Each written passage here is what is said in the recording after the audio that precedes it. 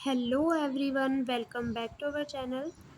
And आज की video है बीएससी फिफ्थ सेम का सिलेबस स्टार्ट कर रहे हैं। बीएससी फिफ्थ सेमेस्टर की जूलॉजी, जिसमें कि इस बार आपके दो पेपर हैं, पेपर 1 एंड पेपर 2। तो समझते हैं अच्छे से। तो पेपर 1 जो है वो है diversity of non coordinate and economic zoology, यानी कि पेपर 1 में जो है हमें नॉन कोऑर्डिनेट्स के बारे में पढ़ना होगा। और जो पेपर 2 है हमारा वो है diversity of coordinates and comparative anatomy. तो पेपर 2 में हमें कोऑर्डिनेट्स और पेपर 1 में हमें नॉन कोऑर्डिनेट के बारे में पढ़ना है। तो स्टार्ट करते हैं। तो सबसे पहले तो देखिए, difference between coordinate and non coordinate, ये तो आपको दोनों में ही पढ़ना ज़रूरी है, आपका पेपर फर्स्ट हो या पेपर सेकंड। तो फर्स्ट है कोऑर्डिनेट्स। तो कोऑर्डिनेट्स को जो है हम कशेरुकी बोलते हैं एंड नॉन कोऑर्डिनेट को अकशेरुकी। और मैं बिल्कुल आपको बिल्कुल सिंपल तरीके से समझाने की कोशिश करूँगी ताकि आपको बहुत अच्छे से समझ में आ जाए, ठीक है। और अगर कोई प्रॉब्लम है, कोई क्वेश्चन है, तो आप मुझे कमेंट बॉक्स में बता सकते हैं। तो कोऑर्डिनेट्स में देखिए क्या आते हैं हमारे human, animals etcetera, and non coordinate में इंसेक्ट आते हैं, ठीक है। मतलब इंसेक्ट, स्पेशली इंसेक्ट नहीं है, इसी तरह के। तो अब पढ़ते हैं कि इनके डिफरेंस क्या है इनमें नॉर्मली। तो सबसे पहला है notochord present and convert into vertebral column, जिसे कहते हैं वर्टिब्रेट्स। यानी कि कोऑर्डिनेट्स में जो है वो नोटोकॉर्ड प्रेजेंट होगी, ठीक है, and convert into vertebral column. और बाद में जो है ये, जैसे नोटोकॉर्ड प्रेजेंट हुई और फिर वो डेवलप हुई, बाद में विकसित हुई और वो वर्टिब्रल कॉलम में कन्वर्ट हो गई, और तो फिर उन्हें कहा गया वर्टिब्रेट्स, ठीक है। नॉन कोऑर्डिनेट में जो है ये नोटोकॉर्ड अब्सेंट होती है, तो इन्हें कहा जाता है इनवर्टिब्रेट्स। ओके, नेक्स्ट हमारा डिफरेंस है नर्व कोड। नर्व कोड जो है वो डोर्सल हॉलो होगी। इनकी कोऑर्डिनेट्स की जो होगी नर्व कोड, वो डोर्सल हॉलो, यानी कि जो पीठ की साइड होगी। डोर्सल का मतलब पीछे की साइड है ना, हमारा जो बॉडी होता है उसकी पीछे की साइड, पीठ की साइड नर्व कोड होगी। और जो नॉन कोऑर्डिनेट होते हैं उनकी नर्व कोड जो होगी वो वेंट्रल सरफेस पर होगी, यानी कि पेट की साइड होगी, ठीक है। नर्व कोड नॉन कोऑर्डिनेट में वेंट्रल सरफेस की ओर होगी, और हमारी जो होगी कोऑर्डिनेट्स की वो डोर्सल होलो होगी। होलो यानी होती है खोखली। अब जैसे कि हम किसी कोऑर्डिनेट का डिसेक्शन करते हैं तो पेट की साइड से करते हैं, वेंट्रल सरफेस पर। जैसे कि डिसेक्शन हम ह्यूमन का करते हैं तो हम उसका पेट की साइड से करेंगे, क्योंकि अगर हम पीछे की साइड से करेंगे तो उसकी सारी नर्व कोड और उसकी जो ये नोटोकोड होगी, सब कट वट जाएंगी, तो हमें पता नहीं लगेगा। और अगर यहीं इन नॉन कोऑर्डिनेट में अगर हम डिसेक्शन करते हैं तो वो हम पीठ की साइड करते हैं, ठीक है, डोर्सल सरफेस पर। नेक्स्ट है हमारा pharyngeal gill slits present at any stage of life, ठीक है। तो कोऑर्डिनेट्स में जो है फेरेंजियल गिल स्लिट्स प्रेजेंट हो गए at any stage of life, यानी कि जीवन की किसी भी अवस्था में। ज़रूरी नहीं है कि मतलब पूरी अवस्था में, या फिर ये हो सकते हैं जब बच्चा माँ के पेट में होता है, यानी कि ह्यूमन में एम्ब्रियो स्टेज में, या फिर किसी किसी एनिमल में होता है कि वो लास्ट में हो जाता है, तो ऐसे। और नॉन कोऑर्डिनेट में जो है फेरेंजियल गिल स्लिट्स एब्सेंट होते हैं, ठीक है। इसे कहते हैं गलफड़े, जो हम ज़्यादातर मछलियों में देखते हैं। नेक्स्ट है क्लोज सर्कुलेटरी सिस्टम। जो कोऑर्डिनेट होते हैं उनका सर्कुलेटरी सिस्टम जो होता है वो क्लोज्ड होता है बिल्कुल। एंड जो ये नॉन कोऑर्डिनेट होते हैं इनका अपोजिट होता है, ओपन सर्कुलेटरी सिस्टम होता है। ओके, तो ये चार जो है मेन डिफरेंस मैंने बताए हैं। अब इनको जैसे कोऑर्डिनेट्स में कोऑर्डिनेट का पूरा पढ़ेंगे हम, पेपर 1 सॉरी पेपर 2 कोऑर्डिनेट का पढ़ेंगे एंड पेपर 1 नॉन कोऑर्डिनेट का पढ़ेंगे। तो उसमें हम बिल्कुल अच्छी तरह से इनको डिफाइन करेंगे, कैसे क्या होती है नोटो कोड, क्या होती है नर्व कोड, क्या होती है। तो अभी तो ही मैंने आपको बेसिक डिफरेंस बताया है। आगे स्टार्ट करते हैं वीडियो को। अब देखो, नॉन कोऑर्डिनेट जो होंगे हमारे, उसमें बताए गए हैं हमें 10 फाइलम है, ठीक है। फाइलम यानी संघ, ये आपने पहले भी पढ़े होंगे 10th 12th में 11th में। तो सबसे पहले हमारा प्रोटोजोआ, जिसका एग्जाम्पल है अमीबा, ठीक है। एंड ये जो होते हैं, अमीबा का मतलब होता है प्रिमिटिव, ठीक है, जो आद्य होते हैं, पुराने।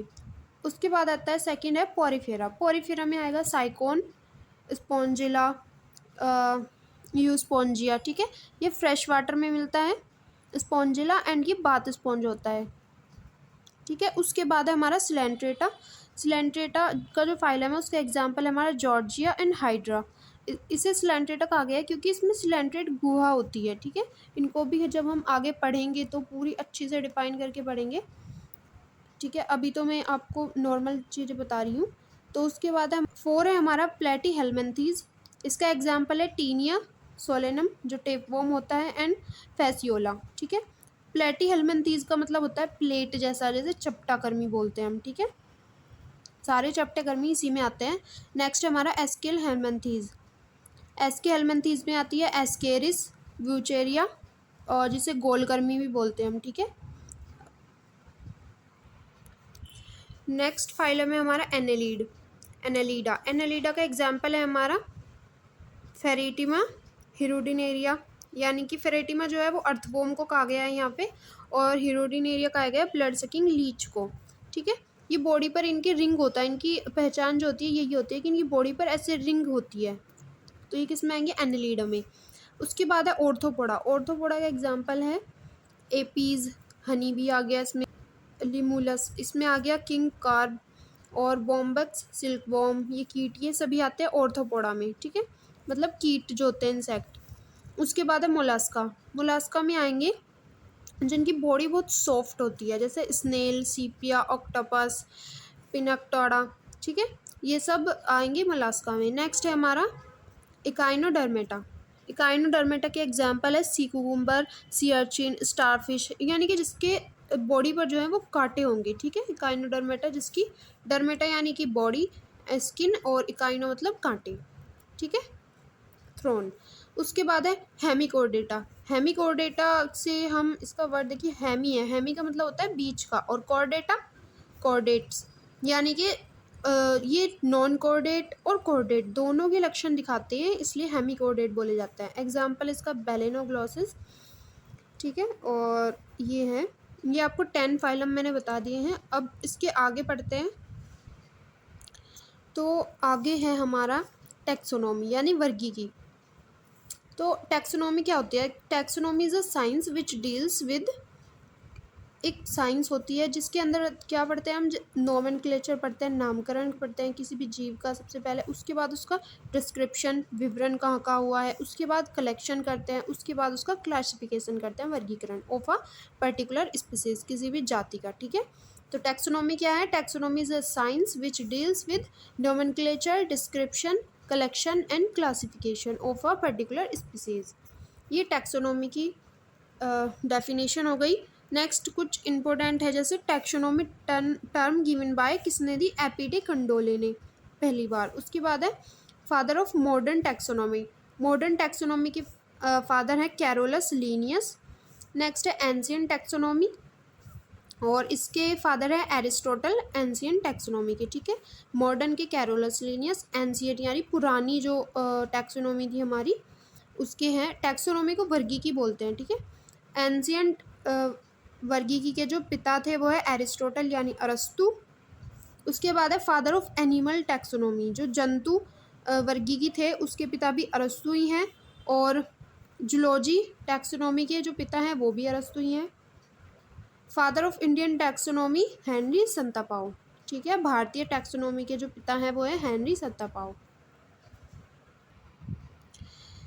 नेक्स्ट पॉइंट है हमारा, जो नेक्स्ट पॉइंट है binomial nomenclature was presented by Carolus Linnaeus 1758 in his book Systema Naturae, कि इसमें 10th एडिशन में इसमें जो है 4236 जंतुओं का क्लासिफिकेशन है। देखिए बायोनोमियल नोमेनक्लेचर जो था, द्विनाम पद्धति जिसे बोलते हैं, वो किसने प्रेजेंट की, सबसे पहले कैरोलस लीनियस ने की थी 1758 में, और ये बताई थी अपनी बुक सिस्टेमा नेचुरी में। तो एक तो ये सवाल बन जाता है कि इसकी बुक कौन सी है, कैरोलस लीनियस की, तो ये है सिस्टेमा नेचुरी। इसके 10th एडिशन में इसने बताया था, और इसने 4236 जंतुओं का इसमें क्लासिफिकेशन किया हुआ है, ठीक है। नेक्स्ट है कैरोलस ने जंतु जगत को 6 वर्गों में या 6 क्लासेस में बांटा था। ठीक है। कैरोलस ने 6 वर्गों में बांटा। तो सबसे पहला है हमारा मैमीलिया, बच्चे देते हैं, ठीक है, वो मैमीलिया में आता है। उसके बाद है एवीज, एवीज में आती है बर्ड्स। उसके बाद है एम्फीबियन, एम्फीबिया में आते हैं जो उभयचर होते हैं। उसके बाद है इंसेक्टा, इंसेक्टा में आता है कीट। और पाइसेस में आती है फिशेस। नेक्स्ट 6 है हमारा वर्म्स, वर्म्स में आते हैं कर्मी, ठीक है, ये गोल कर्मी, चपटा कर्मी, ये सभी। उसके बाद है बुक ऑफ अरस्तु। अब अरस्तु देखिए, ये तो कैरोलस लीनियस की बात थी, कैरोलस ने की बुक थी सिस्टम नेचुरी और बायनोमियल नोमेनक्लेचर उसने की थी। उसके बाद है कैरोलस ने 6 वर्गों में इनको क्लासेस, जंतु जगत को 6 वर्गों में बांटा था। अब आती है अरस्तु की बात। तो अरस्तु की जो बुक थी वो थी हिस्टोरिया एनिमेलियम, ठीक है। तो इसमें इन्होंने केवल एनिमल क्लासिफिकेशन किया है, ठीक है। तो बुक ऑफ अरस्तु हिस्टोरिया एनिमेलियम, इसमें इन्होंने एनिमल क्लासिफिकेशन किया है। अब अरस्तु ने क्लासिफिकेशन किया कैसे है, तो ये पढ़ते हैं। सबसे पहले अरस्तु ने आरबीसी की उपस्थिति, आरबीसी यानी रेड ब्लड सेल्स की उपस्थिति के आधार पर जंतु जगत को 2 वर्गों में बांटा, ठीक है। जो लीनियस थे उन्होंने तो 6 वर्गों में बांटा था, 6 क्लासेस में। और जो अरस्तु है उन्होंने आरबीसी की उपस्थिति के आधार पर जंतु जगत को 2 वर्गों में बांटा। तो सबसे पहला था एनामिया, उसके बाद है इनामिया, ठीक है। एनामिया में जो है वो do not have RBC, anaemia जो थे उनके पास आरबीसी उपस्थित नहीं थी, उन्हें क्या कहा, एनामिया। और जिनके पास आरबीसी उपस्थित थी उन्हें कहा इनामिया, ठीक है। एग्जाम्पल है जैसे पोरीफेरा, सिलेंट्रेटा, मोलास्का, ऑर्थोपोडा और इकाइनोडर्मेटा, इनके पास आरबीसी नहीं थी तो इन्हें रखा एनामिया में। और जिनके पास आरबीसी थी जैसे वर्टिब्रेट्स, वर्टिब्रेट्स में भी 2 प्रकार के आते हैं, देखो। पहला होता है विविपेरस, विविपेरस जो होते हैं वो होते हैं जो बच्चे देने वाले होते हैं, ठीक है, मैमल्स आते हैं इनमें। नेक्स्ट है ओविपेरस, ओविपेरस जो होते हैं जो अंडे देने वाले होते हैं, जैसे फिशेस हो गया, एम्फीबियंस हो गया, रेप्टाइल्स और एवीज, ठीक है। तो इनामिया जो थे उनमें आरबीसी प्रेजेंट थी, जो उनका एग्जाम्पल है वर्टिब्रेट्स। और वर्टिब्रेट्स को 2 पार्ट्स में डिवाइड किया, विविपेरस और ओविपेरस। विविपेरस जो बच्चे देने वाले होते हैं और ओविपेरस, ओवी मतलब एग से समझ जाते हैं, तो वो अंडे देने वाले, ठीक है। एग्जाम्पल इसका मैमल्स होंगे और इसकी है फिशेस, एम्फीबियंस, रेप्टाइल्स और एवीज। अरस्तु ने 2 वर्गों में विभाजित किया था, एनामिया और इनामिया। उसके बाद है अर्नेस्ट हैकल आए, अर्नेस्ट हैकल ने जो है 2 किंगडम क्लासिफिकेशन दिया।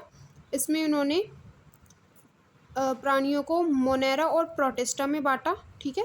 2 किंगडम क्लासिफिकेशन दिया, मोनेरा और प्रोटिस्टा में इन्होंने डिवाइड किया। जैसे मोनेरा में आता है प्रोकैरियोट्स और बैक्टीरिया, बैक्टीरिया प्रोकैरियोट्स में आता है, प्रो मतलब पुराने, ठीक है, जिनमें न्यूक्लियस नहीं था। और प्रोटिस्टा जो वेल डेवलप्ड थे, जिनमें प्लांट और एनिमल आते हैं, ठीक है।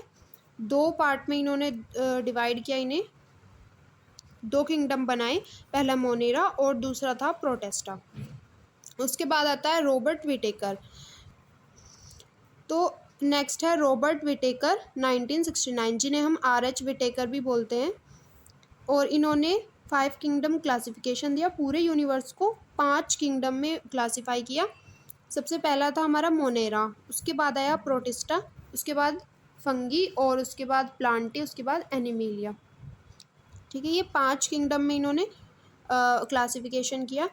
तो जैसे मोनेरा है, तो मोनेरा में इन्होंने ऐसे किया कि सेल्स के आधार पर, उसकी हैबिटेट के आधार पर, एनिमल की इनकी हैबिटेट के आधार पर, और कहाँ रहते हैं, क्या खाता है, इनके आधार पर इन्होंने डिवाइड किया, इनको अलग अलग रखा। तो सबसे पहले देखिए सेल्स के आधार पर इन्होंने जैसे इनका क्लासिफिकेशन किया। तो मोनेरा में जो है वो यूनिसेल्युलर होते हैं, ठीक है, यूनिसेल्युलर ऑर्गेनिज्म होते हैं। एग्जाम्पल इनका प्रोकैरियोट्स, सारे प्रोकैरियोट्स जो होंगे वो यूनिसेल्युलर होंगे और वो मोनेरा में आएंगे। नेक्स्ट है प्रोटिस्टा, प्रोटिस्टा में भी यूनिसेल्युलर ऑर्गेनिज्म होते हैं, जैसे प्रोटोजोआ, ठीक है। उसके बाद आता है फंगी, प्लांटी और एनिमेलिया, ठीक है। तो इन तीनों को इन्होंने रखा मल्टी सेल्यूलर में, ये दोनों हो गए यूनिसेल्युलर ऑर्गेनिज्म और ये तीनों हो गए फंगी, प्लांटी और एनिमेलिया मल्टी सेल्यूलर।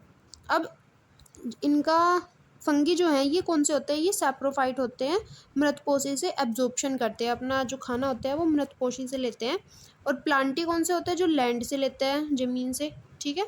प्लांट वगैरह। और उसके बाद आते हैं एनिमेलिया। एनिमेलिया कौन से होते हैं? जो इन दोनों से भोजन लेते हैं, फंगी और प्लांटी दोनों से भोजन लेते हैं और ये सब कुछ खाते हैं, ठीक है, ये आते हैं एनिमेलिया में। तो आर.एच. विटेकर ने क्या किया? 5 किंगडम क्लासिफिकेशन किया। 5 किंगडम कौन कौन से थे? मोनेरा, प्रोटिस्टा, फंगी, प्लांटी और एनिमेलिया। इनमें पहले सेल के आधार पर इनका क्लासिफिकेशन किया। और जैसे एनिमल है, एनिमल जो होते हैं they are multi cellular eukaryotes, ठीक है, ये तो थे हमारे प्रोकैरियोट्स, ये हैं eukaryotes having holozoic mode of nutrition. Holozoic का मतलब होता है ये सब कुछ खा लेते हैं, इन दोनों से जो मिलता है वो खा लेते हैं, ठीक है, इन दोनों का भोजन बनाते हैं, तो होलोजोइक मोड ऑफ न्यूट्रिशन है। अब जैसे इसमें कुछ पॉइंट है कि largest animal terrestrial on earth, सबसे बड़ा हमारा एनिमल कौन है? टेरेस्ट्रियल, जो लैंड पे रहने वाला है, सबसे बड़ा अफ्रीकन बुश एलिफेंट, इसे कहते हैं लोक्सोडांटा अफ्रीकाना, ठीक है।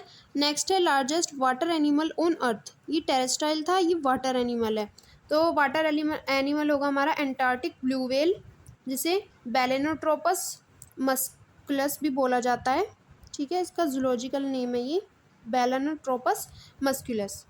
तो उसके बाद है smallest animal on earth, smallest animal on earth होगा माइक्रोस्पोरेडिया, ठीक है। ये कुछ पॉइंट थे इंपॉर्टेंट से, मैंने आपको बता दिए हैं।